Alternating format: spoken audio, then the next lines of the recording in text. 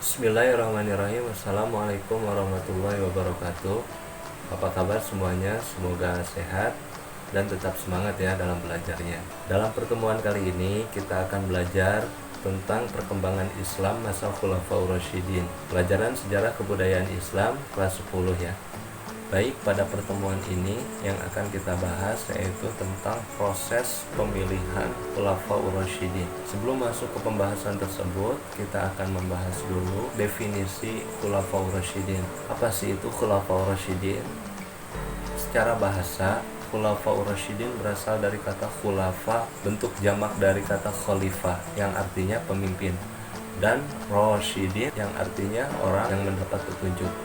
Secara istilah, Khulafaur Rasyidin adalah orang yang ditunjuk sebagai pengganti atau pemimpin setelah Rasulullah SAW dan mendapat petunjuk dari Allah Subhanahu wa taala. Adapun tugas dari Khulafaur Rasyidin itu adalah meneruskan perjuangan Rasulullah. Di antaranya seperti menyebarkan agama Islam, memperluas wilayah Islam, memimpin negara, memerangi orang-orang yang merusak atau mengganggu Islam. Nah, siapa saja sih yang termasuk Khulafaur Rasyidin itu? Mungkin kalian juga sudah mengetahui ya. Di antaranya ada 4. Yang pertama Abu Bakar Asy-Syiddiq, kemudian Umar bin Khattab, Utsman bin Affan, dan Ali bin Abi Thalib. Keempat orang inilah yang termasuk Khulafaur Rasyidin.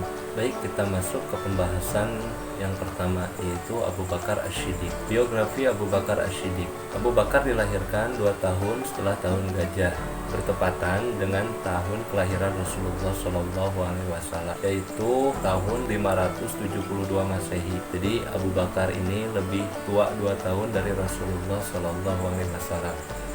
Kemudian nama ibunya adalah Salma Ummul Khair. Nama asli Abu Bakar adalah Abdullah bin Abu Quhafa bin Murrah bin Ka'ab bin Lu'ay bin Ghalib bin Fihr, dan diberi julukan Abu Bakar. Abu Bakar diberi gelar Asy-Syiddiq oleh Rasulullah SAW karena beliau adalah orang yang pertama kali mengimani atau mempercayai peristiwa Isra wal Mi'raj. Kemudian Abu Bakar adalah saudagar yang kaya raya, berakhlak mulia, cerdas, bijaksana, lemah lembut, dan selalu menepati janji. Itulah sifat atau karakter yang dimiliki Abu Bakar Asy-Syiddiq. Selanjutnya, proses pemilihan Abu Bakar Asy-Syiddiq. Ketika terdengar kabar meninggalnya Rasulullah SAW, kaum muslimin pada waktu itu diliputi dengan rasa cemas, bimbang, memikirkan tentang siapa yang akan menjadi pemimpin mereka. Lalu, tak lama kemudian, kaum Ansor akhirnya memutuskan untuk melakukan musyawarah di tempat yang bernama Sakifah Bani Saidah, yaitu tempat pertemuan yang biasa mereka lakukan pada waktu itu, bermaksud untuk memilih siapa yang akan menjadi pengganti Rasulullah. Kemudian akhirnya mereka menunjuk Sa'ad bin Ubadah sebagai pemimpin Rasulullah. Tak lama kemudian pertemuan tersebut terdengar oleh golongan Muhajirin. Lalu Abu Bakar, Umar, dan sahabat lainnya menyusul ke tempat pertemuan tersebut di Sakifah Bani Saidah. Saat itu, sesampainya Abu Bakar di tempat pertemuan tersebut, Abu Bakar mempersilahkan kepada kaum Muhajirin dan Ansor untuk memilih di antara Umar bin Khattab dan Abu Ubadah yang menjadi pemimpin. Namun Umar bin Khattab malah menunjuk balik kepada Abu Bakar bahwa Abu Bakarlah yang menurut dia pantas menjadi khalifah pengganti Rasulullah SAW. Dengan alasan Umar melihat bahwa Abu Bakar adalah seseorang yang pantas karena beliau adalah orang yang sangat dipercayai oleh Rasulullah soal urusan agama, dan juga orang yang sangat dicintai Rasulullah. Menurut Umar, jika Rasulullah sudah percaya kepada Abu Bakar mengenai urusan agama, maka kami pula akan percaya kepada Abu Bakar tentang urusan bernegara. Maka akhirnya kaum muslimin dari golongan Ansor dan Muhajirin juga menyetujui pernyataan dari Abu Bakar tersebut. Kemudian pada akhirnya Abu Bakar dibaiat atau dilantik kalau bahasa kita menjadi pemimpin. Nah, masa kepemimpinan Abu Bakar yaitu 2 tahun. Abu Bakar wafat pada tanggal 21 Jumadil Akhir tahun 13 Hijriah atau 22 Agustus tahun 634 Masehi. Setelah membahas Abu Bakar Asy-Syiddiq, kita akan membahas tentang Umar bin Khattab. Biografi Umar bin Khattab. Umar bin Khattab lahir 13 tahun setelah kelahiran Rasulullah Shallallahu Alaihi Wasallam. Nama ibunya bernama Hantamah binti Hashim binti Al-Mughirah binti Abdullah binti Umar binti Makhzum. Nama lengkapnya Umar bin Khattab bin Naufal bin Adi bin Ka'ab bin Lu'ay. Umar diberi gelar Furuq yang artinya membedakan antara baik dan buruk. Umar bin Khattab adalah seorang yang pandai, terkenal sebagai orang yang sangat pemberani, punya ketabahan, gigih dan tegas. Itulah sifat atau karakter yang dimiliki oleh Umar bin Khattab. Selanjutnya proses pemilihan Umar bin Khattab. Ketika Abu Bakar menderita sakit dan merasa sakitnya semakin parah, beliau mengumpulkan beberapa orang pemuka sahabat atau tokoh-tokoh di antara sahabat-sahabat lainnya. Ketika sesudahnya mereka berkumpul, Abu Bakar mengatakan kepada mereka bahwa hendaklah kalian memilih orang-orang yang paling kalian cintai untuk dijadikan sebagai pemimpin kalian. Bila kalian memilihnya selagi aku masih hidup, maka yang demikian itu lebih baik agar kalian tidak berselisih setelah aku meninggal. Nah, lalu para sahabat bermusyawarah, namun tidak ada satu orang pun sahabat yang bersedia dipilih untuk dijadikan khalifah, yang pada akhirnya mengembalikan sepenuhnya keputusan tersebut kepada Abu Bakar. Abu Bakar pun menunjuk Umar dan meminta penilaian sahabat terhadap Umar. Mereka sependapat bahwa Umar bin Khattab adalah orang yang tepat untuk menjadi khalifah selanjutnya. Jadi ketika sesudah musyawarah tersebut dilakukan, Abu Bakar pada akhirnya menunjuk dan meminta penilaian sahabat yang lainnya terhadap Umar. Kemudian sahabat lainnya juga menilai bahwa Umar adalah orang yang tepat untuk menggantikan posisi Abu Bakar sebagai khalifah. Nah, ketika pendapat sudah bulat, Abu Bakar memanggil Utsman bin Affan dan mendiktekan wasiat kepadanya. Dan Utsman menyampaikan wasiat tersebut kepada seluruh umat muslim. Nah, kurang lebihnya wasiat tersebut seperti ini. Inilah pesan Abu Bakar bin Abu Quhafah kepada kaum muslimin. Amma ba'du. Sesungguhnya aku telah menunjuk Umar bin Khattab sebagai penggantiku yang akan memimpin kalian. Maka patuhilah dia. Nah, kurang lebihnya seperti itulah wasiat yang diberikan Abu Bakar kepada Utsman dan dibacakan oleh Utsman kepada kaum muslimin yang ada. Umar mulai memegang tumpuk kekhalifahan pada hari Selasa 22 Jumadil Tsani tahun 13 Hijriah bertepatan dengan 13 Agustus tahun 634 Masehi. Umar bin Khattab wafat 3 Zulhijjah tahun 23 Hijriah dengan masa kepemimpinan 10 tahun 6 bulan 10 hari. Selanjutnya adalah Utsman bin Affan. Biografi Utsman bin Affan. Utsman bin Affan lahir di Mekkah 5 tahun setelah tahun gajah. Ada juga pendapat yang mengatakan beliau lahir di Taif.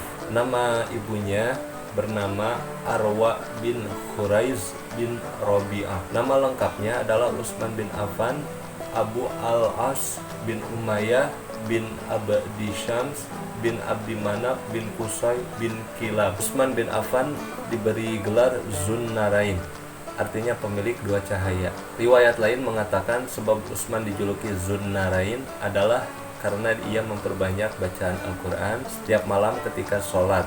Al-Quran adalah salah satu cahaya dan sholat adalah satu cahaya. Utsman bin Affan adalah orang yang cerdas, terkenal dermawan, sangat pemalu, halus, tutur kata bahasanya, dicintai dan sangat dihormati oleh kaumnya. Dalam hadis dikatakan, orang yang paling penyayang di antara umatku adalah Abu Bakar.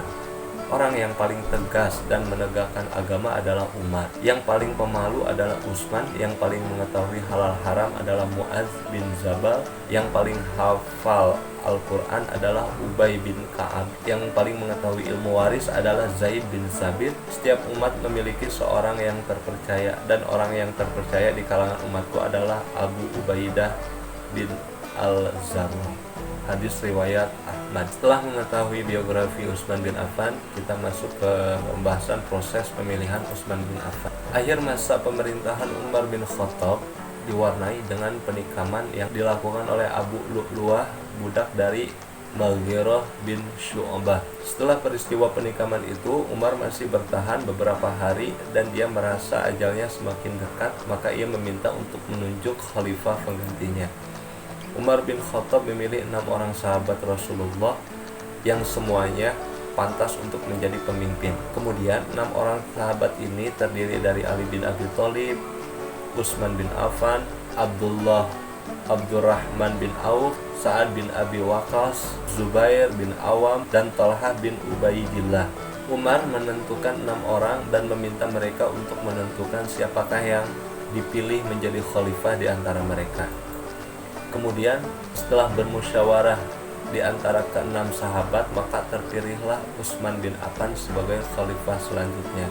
Yang ke-6 orang ini mempercayai atau menunjuk Utsman bin Affan sebagai pengganti dari Umar bin Khattab. Utsman bin Affan dibaiat menjadi khalifah pada hari Senin 28 Zulhijjah tahun 23 Hijriah dan mulai menjalankan tugas kekhalifahannya pada bulan Muharram tahun 24 Hijriah. Utsman bin Affan wafat pada tanggal 18 Zulhijjah tahun 35 Hijriah bertepatan dengan 20 Mei 656 Masehi setelah menjadi khalifah selama kurang lebih 12 tahun.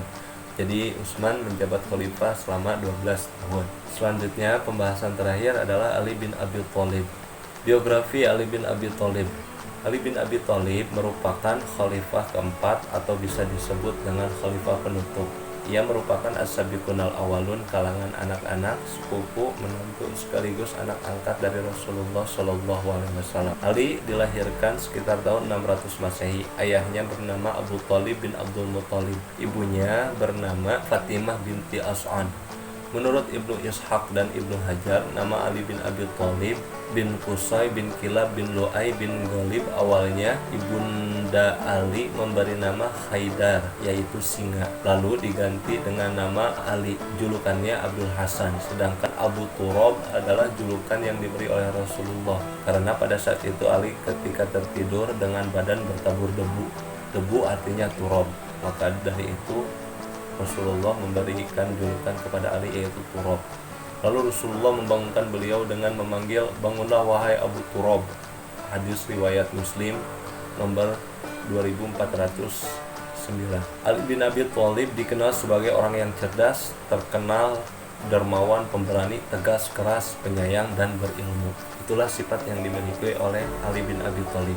Lalu proses pemilihan Ali bin Abi Thalib. Ketika terjadi pengepungan atas Khalifah Utsman bin Affan oleh para pemberontak, Ali bin Abi Thalib meminta 2 putranya Hasan dan Husain untuk menjaga Khalifah Utsman. Namun, akhir dari pengepungan itu adalah meninggalnya Utsman bin Affan. Sesudahnya peristiwa itu, para sahabat berkumpul dan mengutarakan pendapat mereka kepada Ali bin Abi Thalib. Utsman telah tiada dan umat membutuhkan pemimpin. Sampai saat ini tidak ada seorang pun yang pantas menjadi pemimpin umat Islam selain engkau, wahai Ali. Dan tak ada seorang pun yang lebih senior dalam Islam dan lebih dekat dengan Rasulullah selain engkau, ujar para sahabat. Setelah mendengar pernyataan tersebut, Ali menolak penunjukan itu dan beliau pun belum mengambil tindakan apapun. Para sahabat terus mendesak Ali agar beliau bersedia untuk menjadi khalifah dan mengingatkan keadaan yang lebih buruk yang akan terjadi jika Ali tidak bersedia menjadi khalifah. Lalu setelah didesaknya Ali oleh sahabat, pada akhirnya Ali bin Abi Thalib bersedia dan dibaiat menjadi khalifah pada tanggal 24 Juni tahun 656 Masehi di Masjid Nabawi. Masa pemerintahan Ali bin Abi Thalib penuh dengan gejolak. Hal ini dipicu oleh konflik internal yang muncul silih berganti sehingga menghambat pemerintahannya. Gejolak ini juga yang mengakibatkan pada subuh tanggal 17 Ramadan 40 Hijriah Ali bin Abi Thalib ditikam oleh Ibnu Muljam. Pada 20 Ramadan beliau meninggal dan dimakamkan di Kufah. Beliau meninggal dalam usia 63 tahun dan menjadi khalifah selama 4 tahun 9 bulan. Nah, demikianlah pembahasan pertemuan ini. Semoga kita semua bisa memahami tentang materi ininya. Akhirul kalam, assalamualaikum warahmatullahi wabarakatuh.